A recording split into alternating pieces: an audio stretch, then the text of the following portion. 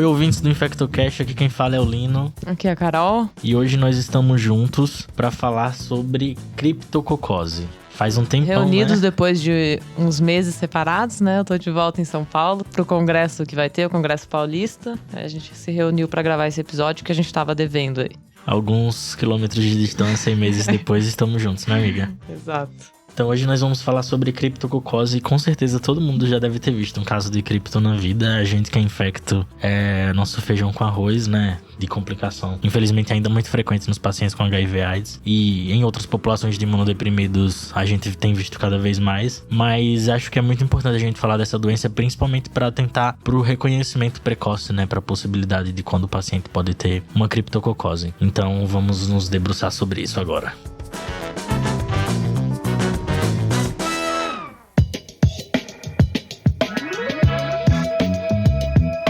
Então, a criptococose ela é causada pelo Cryptococcus, né, que é uma levedura. Tem duas espécies que são mais frequentemente associadas aí em pacientes HIV/AIDS. A gente está falando basicamente do Cryptococcus neoformans, né, que vai ser a principal espécie. É a principal causa de meningite oportunistas nos pacientes vivendo com HIV/AIDS. Então, aquele paciente que chega no pronto-socorro, que a gente sabe desse diagnóstico de HIV, especialmente se ele tem um CD4 baixo, então CD4 aí abaixo de 100, que aumenta muito o risco de meningite criptocócica, a nossa principal suspeita, se ele se apresenta com um quadro neurológico que a gente enquadra dentro de uma síndrome, né, de uma meningite ou uma meningoencefalite, a principal suspeita vai ser uma meningite criptocócica. E o outro agente também implicado aí nos quadros de meningite criptocócica, que é o Cryptococcus gat, ele é mais classicamente descrito como um causador de doença em indivíduos que não têm uma imunossupressão conhecida, né, indivíduos previamente saudáveis, mas mesmo frente a esse diagnóstico, né, então paciente rígido, jovem, que recebe esse diagnóstico de uma meningite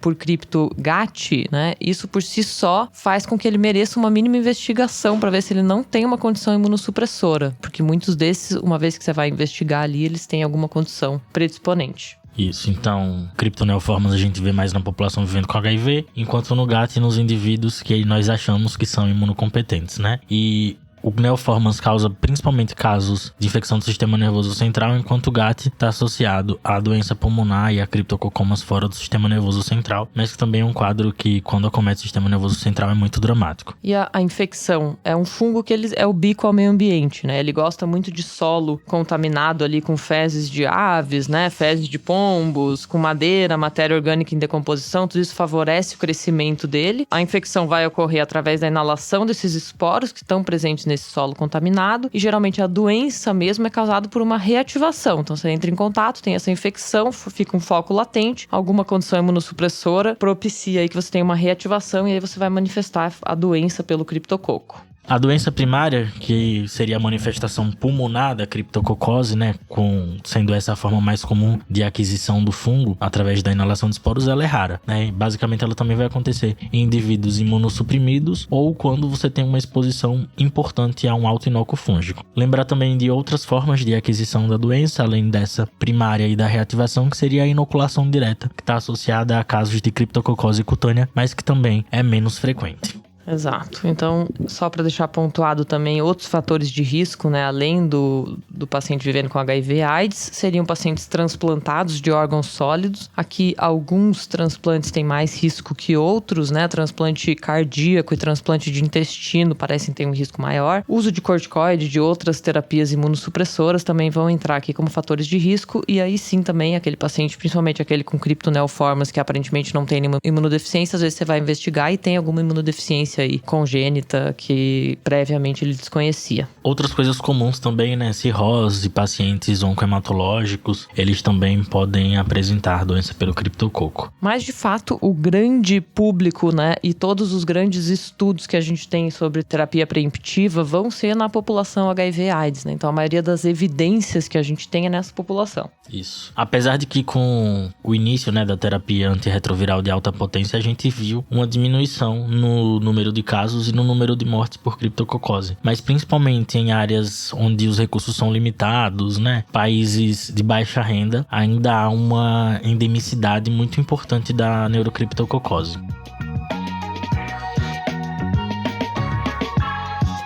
Dito isso sobre a epidemiologia e sobre as populações que estão sob maior risco, né, vamos para as manifestações clínicas desses pacientes, né? Como a Carol falou, geralmente eles se apresentam com um quadro de meningoencefalite. E não é aquela meningoencefalite que a gente vai pensar que começou na última semana, né? Não é uma meningoencefalite aguda, principalmente é uma meningoencefalite subaguda, aquela que evolui em semanas ali de acima de 1 semana, 2 semanas a 4 semanas, sendo que os sintomas mais comuns são principalmente cefaleia, né? Geralmente é uma cefaleia que o paciente refere como holocraniana, intensa, é aquela cefaleia com sinais de alarme, às vezes acompanhada de febre, déficits neurológicos, rigidez de nuca, vômitos. E qual seria a explicação dessa cefaleia tão importante, Carol? O que acontece aqui é que você pode ter, na verdade, né, junto aí da meningite criptocócica, um quadro de hipertensão intracraniana. Isso porque os fungos, né, eles são fungos encapsulados, né, e pela intensa fungemia, não é nem fungemia, né, porque a gente tá falando de fungo ali no líquor, né, mas pela alta concentração, pela né, densidade intensa de fungos ali, né? Você pode ter uma obstrução ali da drenagem do líquor. Isso que vai causar aí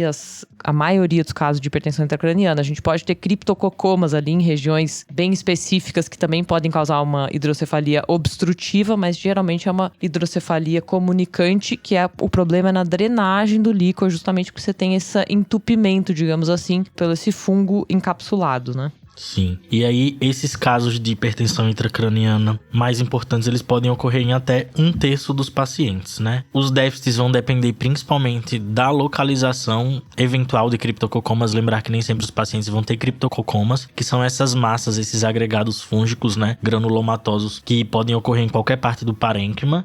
O criptococoma, inclusive, ele não é tão frequente nos pacientes com HIV/AIDS, né? Porque ele exige uma certa resposta imune para você formar o próprio criptococoma, né? Então ele acaba sendo mais comum no pulmão e naqueles pacientes com infecções por criptogat. Isso, num paciente com HIV, o quadro ele vai ser mesmo uma meningoencefalite, e aí o paciente pode ter esses déficits que a gente falou, pode ter febre, fotofobia, ele pode se apresentar com alteração do estado mental já na entrada, tá? Sendo um marcador de pior prognóstico, paciente que já se apresenta com alteração do estado mental, e a depender da presença ou não de doença disseminada, né, ele pode ter outros sintomas, né? Se ele tem uma doença pulmonar, ele pode ter tosse, pode ter insuficiência respiratória, se tem lesões cutâneas que são bem polimórficas, podem apresentar lesões alimentares variadas, desde úlceras a pápulas umbilicadas. Isso aí vai depender da forma como o paciente se apresenta e de quão manifesta e disseminada está essa doença. Exato.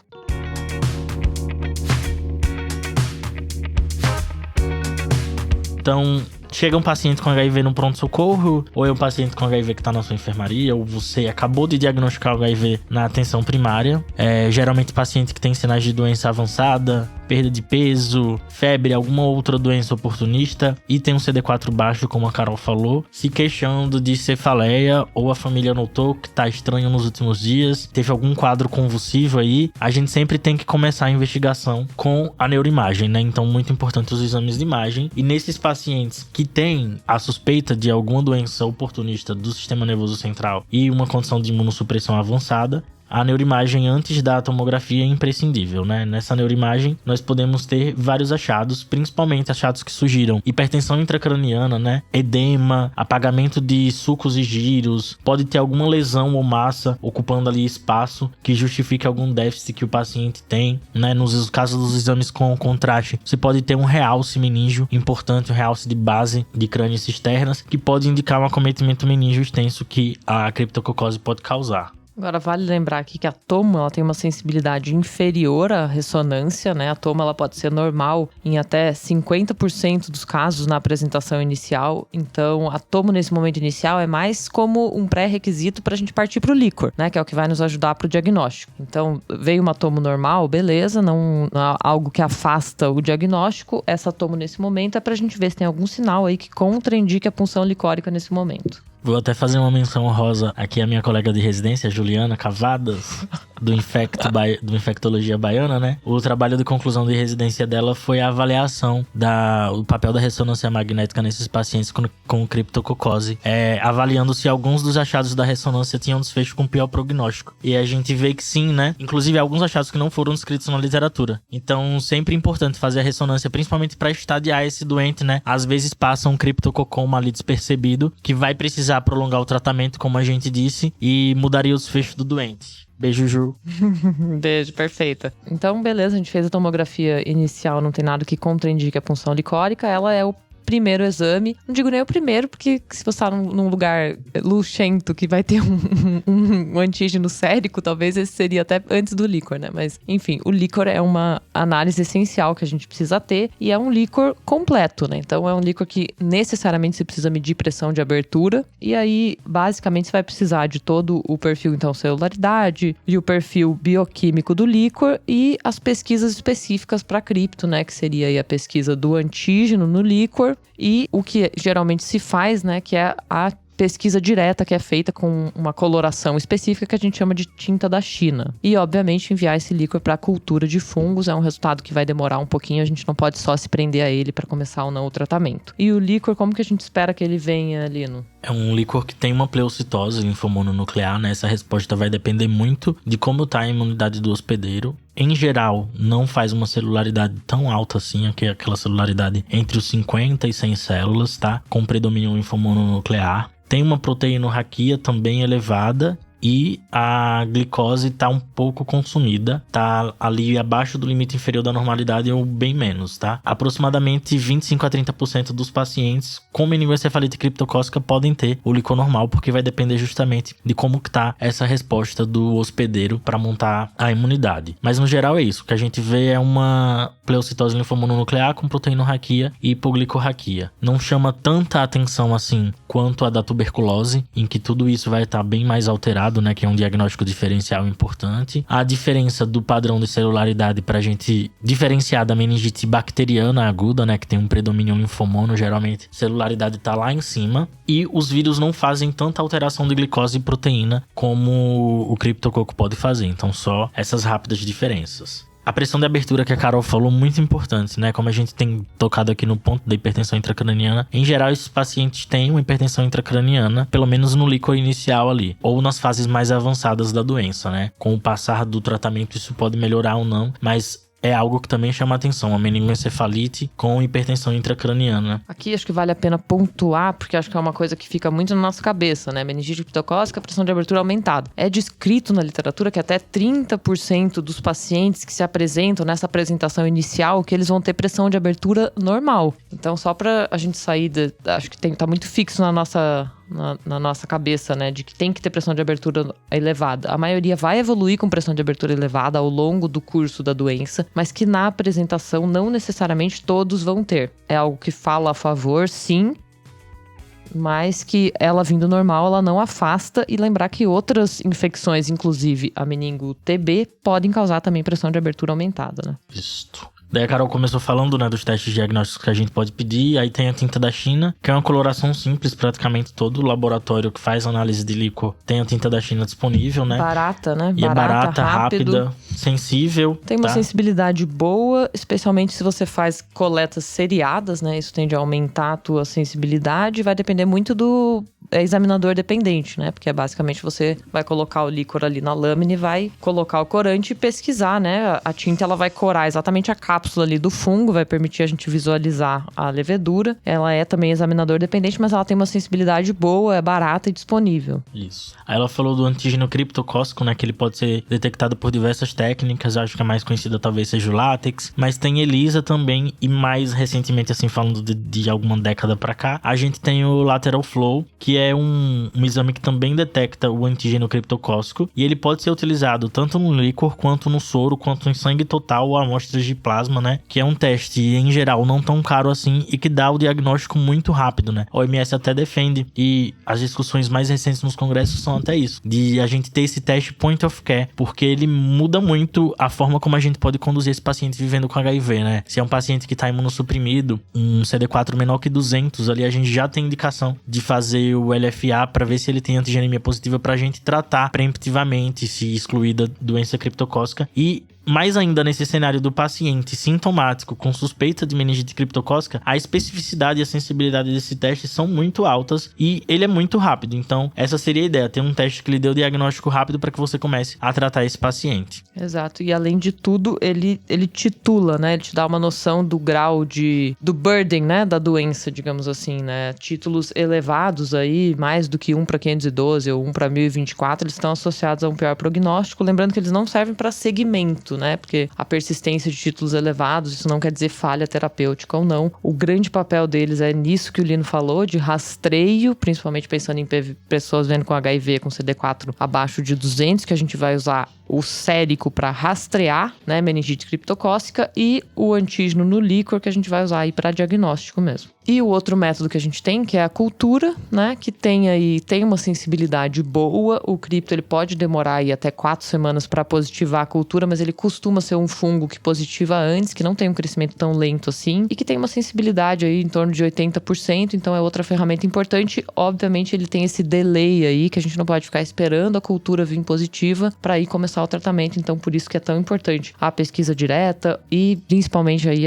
o antígeno, né? E sem contar que a cultura é super importante para você monitorizar o tratamento desses doentes, né? Porque o que a gente quer, né, que tem correlação direta com o desfecho mortalidade para esse paciente é uma esterilização do líquor. Então, toda vez que você vai coletar um líquor no paciente com neurocripto, você pede uma cultura e espera que essa cultura venha negativa depois de uma fase de indução bem instituída. E só para finalizar os métodos diagnósticos, mas nos centros onde há mais recursos, a gente tem também as reações de polimerase em cadeia, né? As PCRs, que dentro desses painéis moleculares extensos também está incluso o complexo Cryptococcus neoformans e CryptoGat, que tem uma sensibilidade e também especificidade muito boas e também serve eventualmente para diferenciar aqueles casos de pacientes que têm uma recaída, uma piora, né, depois do tratamento iniciado, diferenciar esses casos de uma cultura persistentemente positiva de uma síndrome de reconstituição imune, que também é muito comum nesses pacientes com o decorrer do tratamento e até o início da terapia antirretroviral.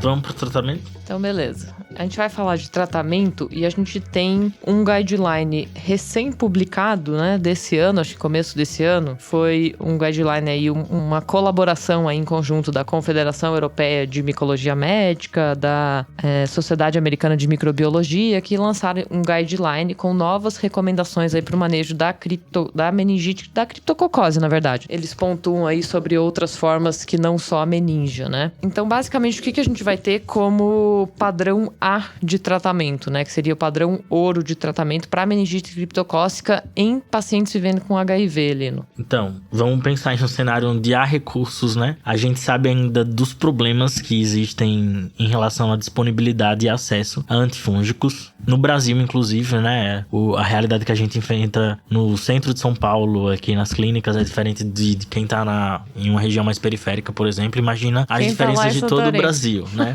Então, vamos falar no cenário ideal. O que a gente faz? A gente divide o tratamento da neurocripto em 3 fases, que é uma fase de indução, uma fase intensiva inicial, depois uma fase de consolidação e uma fase de manutenção mais prolongada. E aí, a grande questão, você tem que garantir um tratamento ótimo de qualidade, está nessa fase de indução, em que, como eu disse, idealmente você vai associar 2 antifúngicos, pelo menos. O tratamento não é feito em monoterapia. E quais são esses antifúngicos? Um que seria a base do tratamento é ter uma anfotericina, ter alguma formulação de anfotericina. E aí, preferencialmente, a anfotericina B complexo lipossomal, tá? E por que essa formulação? Não foram encontradas diferenças no que diz respeito ao desfecho mortalidade, mas a gente sabe que a anfotericina complexo lipossomal, ela é associada a uma maior segurança para o uso da droga, né? Ela evolui menos com, principalmente, disfunção renal aguda. Então, uma das drogas é a anfolipossomal, e aí você vai utilizá-la numa dose de 3 a 4 miligramas quilo dia, por um período de 14 dias pelo menos, que é o que dura essa fase de indução. E associado a ela, a gente já tem dados assim, um pouco mais antigos até, de um estudo que chama ACTA, que fez a comparação de qual seria a melhor fase de indução, né? E aí, os pacientes foram randomizados para receber anfo na dose de 1 ou 2 miligramas quilo, e aqui a formulação da anfotericina era outra, associada aí na primeira ou na segunda semana ou com fluconazol ou com flucitosina. E o que foi visto é que os pacientes que utilizaram flucitosina nessa primeira semana tiveram um desfecho melhor, principalmente por conta da atividade fungicida, da esterilização que a 5-flucitosina promove. Então, o tratamento de indução seria a anfo B lipossomal, 3 a 4 mg quilo dia, mais a flucitosina 25 mg quilo dose 4 vezes ao dia. Idealmente, esse tratamento, mas tem os problemas de acesso tanto à anfo quanto à 5-flucitosina. E lembrar também dos efeitos adversos associados a esse tratamento, que são inúmeros, né, Carol? O que a gente tem que monitorar quando o paciente está nessa fase de indução? Basicamente, a gente vai precisar de principalmente, né, função renal e eletrólitos a cada, pelo menos, dia sim, dia não, né? Paciente que está em uso de anfotericina. Um hemograma também junto para ver se não está fazendo nenhuma acometimento aí de nenhuma série hematológica. E, idealmente, também aí uma função hepática, pelo menos semanal desse paciente. Mas o mais importante, com certeza, função renal e eletrólitos, e fazer uma reposição aí vigorosa de potássio e magnésio nesses pacientes que comecem a apresentar alguma deficiência. E manter eles super bem hidratados, né? Exatamente. Então, por conta dos problemas da anfotericina. Então, num cenário, né, de tenho recurso, tô com os medicamentos disponíveis, o tratamento que a gente vai escolher é esse, né? É a anfotericina lipossomal, nessa dose aí de 3 a 4 mg quilo dia, associado a 5-flucitosina. A gente vai manter esse tratamento por um período que é um mínimo que a gente fala de 2 semanas. O quanto que a gente vai aumentar essa fase de indução vai depender muito da resposta do paciente. Então, o cenário ideal para a gente passar para a fase de consolidação é um paciente que já esteja com sintomas controlados, a hipertensão intracraniana dele já esteja controlada, não é aquele paciente que, eu tô a semana inteira puncionando ele diariamente, deu 2 semanas hoje de anfotericina e 5-flucitosina, eu vou passar para a consolidação. Não, gata, pelo amor de Deus. É um paciente que já tá com essa hipertensão bem controlada, tá assintomático. Se ele tinha culturas positivas lá pra trás, né? Às vezes, enfim, às vezes não positiva essa cultura, mas se ele tinha cultura positiva lá, ele já teve a esterilização desse líquor, ou seja, essas culturas já negativaram. Esse é um paciente que é um perfil ideal, que é um candidato que fechou ali as 2 semanas, HIV positivo, criptoneoformans, que a gente estaria seguros a passar para essa fase de consolidação. O que é recomendado é que seja feita a consolidação com fluconazol numa dose aí que varia de 400 a 800 miligramas dia. Essa fase de consolidação a gente vai manter por mais 8 semanas e então a gente vai passar por uma fase de manutenção, que aí sim é feito com doses menores de fluco, né, que é uma dose aí de 200 miligramas dia, e isso a gente vai manter por um período mínimo de 12 meses. Aí vai variar, falando de HIV especificamente, vai variar de guideline para guideline quando que você interromperia essa fase de manutenção. O que o nosso PCDT aqui coloca, né, é que o HIV que está indetectável, já completou esses 12 meses mínimos de terapia de manutenção e que tem um CD4 acima de 200 nos últimos 6 meses, esse é o paciente que a gente poderia suspender de vez o fluconazol. Perfeito. Isso é o padrão. O que o guideline coloca, e eu acho bonitinha a forma que ele coloca, porque ele vai colocando vários cenários catastróficos, um atrás do outro. O primeiro dele não é nem tão catastrófico, mas o primeiro ele coloca só uma alternativa. Se você tá num país não sei nem se essa seria a tradução ideal, se você está numa situação de pouco recurso, né? Eles colocam como low income countries, né? Ele coloca como opção de primeira linha para você tratar nessa situação,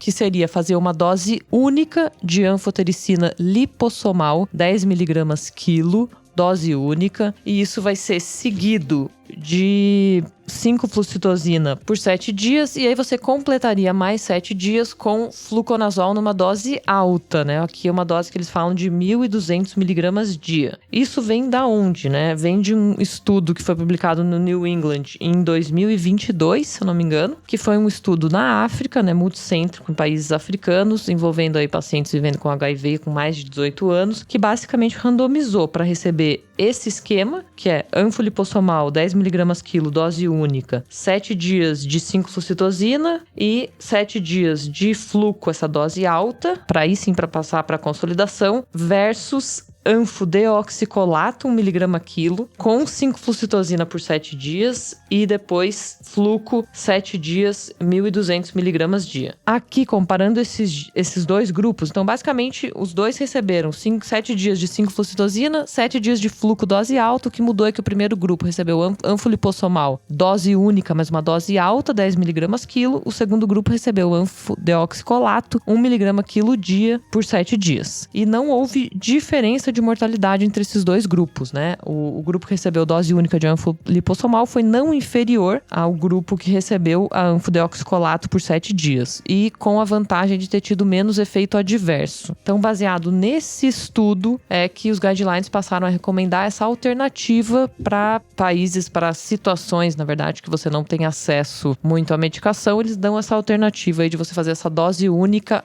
aumentada de anfolipossomal. Aí vem vários problemas, né, em relação a esse estudo. Que é um estudo que é feito, todas essas outras combinações aí de anfotericina, elas foram feitas só no contexto de HIV/AIDS, então é difícil extrapolar esses dados que a gente tem para outras populações, para transplantados de órgãos sólidos, para pacientes com neoplasias hematológicas, e a comparação que eles fizeram não foi exatamente o que a gente usa, né? Eles não compararam anfolipossomal dose única com o padrão que a gente tem, que é anfolipossomal mais 5-flucitosina por 14 dias. Eles compararam com o que não é o nosso padrão de usar. Então essa é uma grande crítica também, que ele não foi comparado com o que seria considerado hoje a terapia padrão, né? Isso. Fora que talvez isso não se aplique, né? O cenário lá dos pacientes era bem diferente. Por exemplo, a taxa de mortalidade geral do estudo foi um pouco mais baixa do que a gente era acostumado a ver. Então, talvez fossem pacientes menos graves, né? Os pacientes fora lá da África, eles têm outras comorbidades, têm outras interações medicamentosas que talvez lá naquele estudo não tivessem sido avaliadas. Então, a recomendação ainda para os países em que há uma boa disponibilidade de recursos é manter esse tratamento padrão que a gente falou. Mas eu gosto que tem até uma tabelinha nesse guideline novo, que eles vão colocando várias situações catastróficas, que é, se tudo tiver disponível e você tá no lugar que tem absolutamente tudo, você vai fazer isso. A anfolipossomal e 5-flucitosina. Aí, se não tiver anfolipossomal, o que você vai fazer? Vai usar complexo lipídico. Ah, não tem complexo lipídico e não tem anfolipossomal. Vou fazer o quê? Vou usar deoxicolato. Não tenho 5-flucitosina. Vou fazer o quê? Vou usar anfolipossomal e fluconazol dose alta. Ah, não tenho, só tem fluconazol. Ele termina nisso, só tenho.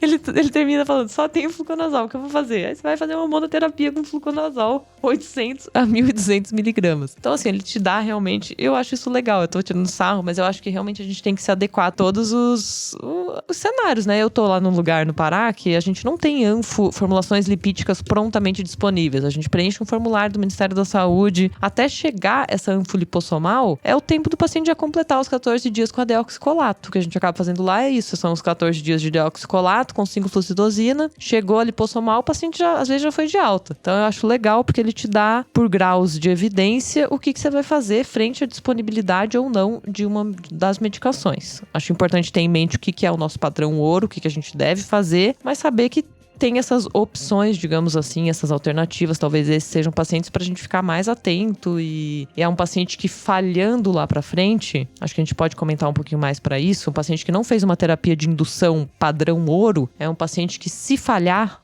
lá pra frente, na consolidação, na manutenção, a gente tem que revisitar muito bem como que foi essa terapia de indução, porque isso vai abrir chaves aí pra gente descobrir o que é exatamente essa falha, né? Sim. Acho que a gente pode, inclusive, falar sobre isso, né? O paciente que tem um relapso, digamos assim, ele tava indo muito bem, tava com tudo controladinho, a gente passou pra consolidação e voltou a ter cefaleia, voltou a ter febre, o que a gente faz? A gente precisa ver a eficácia do que a gente está dando, né? Se eu tô tratando esse paciente com uma terapia subótima ou não. Como que foi a minha indução. E aí, tendo em vista isso, eu vou buscar se esse paciente teve, de fato, uma falha da criptococose. Se ele está apresentando uma síndrome de reconstituição imune, né? Uma resposta paradoxal à melhora desse quadro. Ou se ele tem uma nova, o que não é incomum, uma nova infecção oportunista. Então, como que a gente faz esse screening? A gente repete neuroimagem, vê se apareceu alguma coisa diferente. Se tinha criptococoma, como que estão esses criptococomas, se piorou o edema, se surgiram outras coisas que falem a favor de uma nova doença, a gente repete líquor, e aí é o repetir líquor quimiocitológico, com certeza cultura para fungos, como a Carol tinha dito, lembrar que o antígeno nesse caso ele não tem um papel bem definido, porque não vai ter alteração com o tratamento, na verdade ele pode alterar ou não, então não quer dizer nada. Repetindo cultura e também pedir, às vezes se for necessário, pesquisa de outros patógenos, né, de acordo com o seu grau de suspeição. E aí se vem cultura positiva, você está diante de um relapso da doença, você teve a falha por algum motivo, e aí você deve pensar por que essa falha. Será que eu dei uma dose a menos? Será que esse paciente não está com a hipertensão intracraniana bem controlada, que também é um fator de falha? Ou será que é um cripto resistente? Felizmente a gente não tem visto tanto assim esse problema de resistência, principalmente quando a gente fala de anfotericina, mas a azólico, a fluconazol, a gente pode ter mix aumentados, né, e a resistência, a preocupação com a resistência seria quando um aumento de até 2 vezes desse mix do cripto pro fluconazol. Então essa é uma das coisas que você tem que avaliar também. Mas por último, e não menos importante, está a síndrome de reconstituição imune que esse paciente pode apresentar. E como que ela ocorre? A gente falou aqui de várias coisas que você tem que fazer, né? De antifúngico, do controle de hipertensão intracraniana, mas uma pedra fundamental, um pilar no tratamento dessas infecções oportunistas é restaurar a imunidade do indivíduo. E a restauração dessa imunidade nos pacientes vivendo com HIV se dá através do início da terapia antirretroviral. E a gente tem 2 condições, basicamente, na literatura em que a gente não pode começar a terapia antirretroviral de cara. Tipo assim, diagnostiquei a neuroinfecção ou diagnostiquei a infecção oportunista, não vou dar TAV agora. Tenho que esperar porque iniciar precocemente pode aumentar a chance de íris, aumentar a chance de mortalidade desse paciente. Uma delas é a neurocripto e a outra é a neurotuberculose. Então, nesses casos, assim que a gente começa o tratamento, a gente vai esperar pelo menos ali 4 a 6 semanas, dando um geral assim, você pode individualizar caso a caso, mas pelo menos umas 4 semanas para iniciar a terapia antirretroviral. E aí, se você inicia a terapia antirretroviral mesmo nesse período adequado, ou apenas com o tratamento antifúngico, esse paciente pode ter uma resposta paradoxal. Toda a lise ali que você faz antifúngica, toda aquela liberação antigênica pode levar a uma piora da resposta inflamatória e o paciente cursar com uma nova cefaleia, piorar, rebaixamento do nível de consciência. Então você tem que estar ciente de que isso pode acontecer. E aí, para diferenciar isso, o mais importante mesmo seria a cultura. Exato. E lembrando que é isso também, a cultura ela vai ter essa sua demora, né, para sair. Então tem outras coisas que podem te ajudar a ter essa decisão, que é o tempo de início da terapia antirretroviral, né? Geralmente a síria vai se manifestar 4 a 8 semanas depois do início da TARV, né? Então comecei hoje, 2 dias depois ele começou a retornar a cefaleia, é menos provável que seja uma síndrome de reconstituição, né? Ou eu ter feito uma daquelas terapias de induções alternativas, digamos assim, isso talvez fale a favor de, pô, será que eu fiz uma indução boa? Será que não é um relapso? Mas de fato a cultura, né? A positividade da cultura, você já numa fase de consolidação, isso fala muito a favor de um relapso mesmo. E aí você tem que ir atrás exatamente dessas coisas que o Lino falou, né? De adesão ao fluconazol. Isso não é raro, né?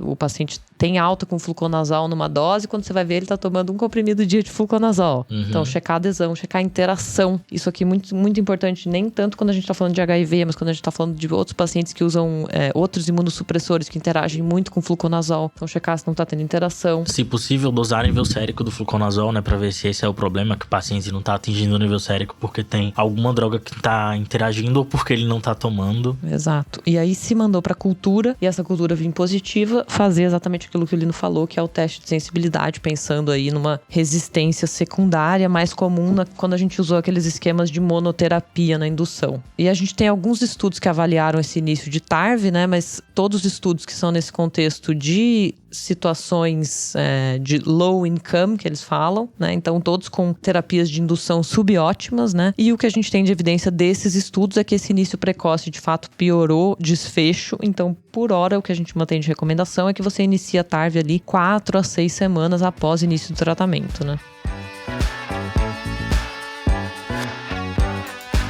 Acho que foi legal esse apanhado geral que a gente deu do tratamento, principalmente do tratamento antifúngico e diante da falha de tratamento, né? Só queria fazer uma ressalva a isso que a Carol falou, do programa de micose sistêmica do Ministério da Saúde, né? Que acho que muita gente ainda não conhece. Vez ou outra você tem notícia de algum paciente que estava em algum hospital e é transferido para onde você tá e estava tomando um esquema porque esqueceu ou não sabia e não pediu a formulação lipídica da anfotericina. E então, dá um Google aí, vocês vão ver, tem um formuláriozinho pra preencher. Demora, mas eventualmente naquele paciente que vai precisar fazer 4 a 6 semanas, naquele paciente que tem falha, é uma ótima pedida, é uma boa opção. E isso porque todos esses outros tratamentos que a gente falou, infelizmente, né? Quando a gente sai dessa seara de não tem anfotericina e não tem a combinação com ciclofluoxetosina, todos os outros tratamentos são comprovadamente inferiores. E eles podem ser inferiores até por conta da quantidade de desfechos e eventos adversos ruins, né, que esses pacientes podem ter. Tipo nefrotoxicidade, necessidade de diálise. Então, sempre que possível, tentar fazer esse tratamento. A gente sabe das dificuldades, mas é isso. Então, a gente falou do tratamento antifúngico, das fases, como ele é dividido, do que faz diante do relapso. A outra coisa muito importante que a gente tem que fazer é o controle da pressão licórica. E como que ocorre esse controle? Como a gente falou, a gente mede a pressão de abertura, né, naquele primeiro líquor que o paciente faz, e independentemente dela vir alta ou não, esse paciente precisa de um novo líquor dentro de 48 a 72 horas e pelo menos 7 dias depois desse primeiro líquor, porque com o próprio tratamento ele pode evoluir com hipertensão intracraniana, né, Carol? E o que a gente faz quando esse líquor vem alterado? Qual é o nosso fluxograma? Acho que isso não é um consenso, né? Mas eu acho que vindo alterado, né? A gente retiraria ali 20, 30 ml, o suficiente para normalizar ou reduzir pelo menos 50% o valor que ela tava. Então, a pressão de abertura estava 50, de fechamento tem que estar aí pelo menos 25, né? Isso, tirando 20, 30 ml já deve ser o suficiente. No dia seguinte, eu vou repuncionar esse paciente, independente de sintomas, independente de qualquer coisa. E se ele apresentar sintomas antes ainda você assim, já funciona antes às vezes também. pode ser 3 punções diárias. Mas, enfim, puncionei, veio 50, baixou para 25. No dia seguinte ele tá ótimo, repunciono. Veio 26. No dia seguinte vou lá, repunciono, veio 19. Beleza. No outro dia veio 18. Beleza, esse é um paciente que com 2 consecutivas abaixo de 20, aí dentro da normalidade, a gente pode passar para uma punção semanal ou antes, né, se ele recorrer sintomas. Mas de maneira prática, acho que é isso, diária ou conforme necessidade, se sintomas, até você ter 2 normais e você conseguir passar essas punções. Se você está tendo que puncionar teu paciente diariamente, né, por 7 dias ou mais, é o caso de chamar a neurocirurgia. Possivelmente é um paciente que precisa derivar, fazer uma derivação para, enfim, evitar. É desgastante para o próprio paciente e a gente às vezes não dá conta de puncionar o tanto que ele precisa ser puncionado. Sim. O paciente recorre cefaleia, faz hipertensão, isso está causando dano ali para ele. Né? Pode causar sequela, pode causar perda auditiva, perda visual. Então, o que vai garantir uma pressão normal o tempo inteiro para esses pacientes é uma derivação mesmo. E fisiopatologicamente faz total sentido isso melhorar o desfecho dele, né? Ele ir melhor, você manter ele com a pressão intracraniana normal. Às vezes a gente briga com a neurocirurgia, não precisa derivar, vamos derivar. E fica ali naquela coisa, naquele lenha-lenha e demora. Mas lembrar também dos cenários onde a hipertensão intracraniana, a derivação já tá indicada de cara, né? Por hipertensão intracraniana. Aquele paciente que tá herniando, que tem um rebaixamento do nível de consciência, que não melhora e você acha que é pela hipertensão intracraniana, nesses casos teria indicação de derivação de urgência, que a gente viu uns bons na residência fazendo Sim. isso, né? Acho que é isso. Tem algumas condições que acho que vale a pena pontuar, onde essa fase de indução é recomendada que ela se estenda um pouquinho, né, para 4 a 6 semanas, que seriam aqueles pacientes com criptococoma, né, ou pseudocistos ali na imagem. Pacientes também que têm uma meningite criptocócica por criptococo GAT, sejam não HIV, também existe essa recomendação de você estender um pouco a fase de indução. Os casos graves, né, que não necessariamente sistema nervoso central sozinho, mas sei lá, um caso que tem uma doença pulmonar grave também, mas o sistema nervoso central foi bom, você também teria que estender 4 a 6 semanas, acho que são essas. Acho que é isso, né, de cara que você estenderia essas imagens, né, então criptococoma ou essas infecções por GAT, né, e não HIV, e obviamente caso a caso, muito frequentemente a gente precisa estender, mesmo naquele paciente que a princípio a gente programou 2 semanas, né, o paciente que não está evoluindo 100% dentro daquele padrão que a gente espera para poder passar para consolidação. E outra medida adjuvante, né, que a gente acabou não falando, que na verdade você não deve fazer, é iniciar corticoide. A gente sempre lembra de meningite bacteriana ou da própria toxoplasmose, o paciente que está com hipertensão, com muito edema, de dar corticoide. No caso da neurocripto, não há essa recomendação, porque foi associada a piores desfechos. O paciente pode evoluir com maior mortalidade por conta do próprio corticoide. Então, são casos muito específicos, muito bem individualizados, em que há indicação de fazer corticoterapia. O corticoide ele parece estar associado a uma diminuição no clearance ali do fungo, né? O quanto que o teu sistema está conseguindo limpar, né? Essa palavra certa. O corticoide, ele pode entrar aqui sim naquele paciente que tem uma recaída e que a gente afastou outras causas, então afastei uma nova infecção de sistema nervoso por outro patógeno, afastei um relapso da própria cripto, acho sim que é uma reconstituição imune grave, um paciente muito sintomático que não está conseguindo controlar só com analgésico, né? A esse paciente ele pode se beneficiar aí de uma dose de prednisona até 1 mg a quilo. Mas que vai ser desmamado rápido, né? Não tem o intuito de manter exato, por muito tempo, como a gente faz na NeuroTB, por exemplo. Exato. Então, nesse contexto, pode entrar o corticoide. Lembrar que nesse contexto entra o corticoide e sempre manter a TARV, né? Acho que era isso, a gente falou do tratamento, um apanhado, né? Aí, né? Deu pra dar um apanhado legal da criptococose. Lembrar sempre que você vir um paciente com criptococose que é uma doença grave, não subestime. Se possível, corra atrás do melhor tratamento disponível que você tem pra dar pra esse doente. Se ele tiver com cefaleia, funcione, não ignore. E é isso. Quer acrescentar mais alguma coisa, amiga? Acho que é isso. Acho que fica essa mensagem aí de correr atrás do melhor tratamento. Nem sempre vai ser o melhor disponível, nem sempre vai ser o melhor de livro, né? Mas a gente, enfim, tendo o que tiver, fazer o melhor, que é exatamente isso. Funcionar, correr atrás da hipocalemia, da hipomagnesemia. Dar o soro pré-anfo. É isso aí. Valeu, pessoal. Até a próxima. Obrigada, abraço. gente. Tchau, tchau.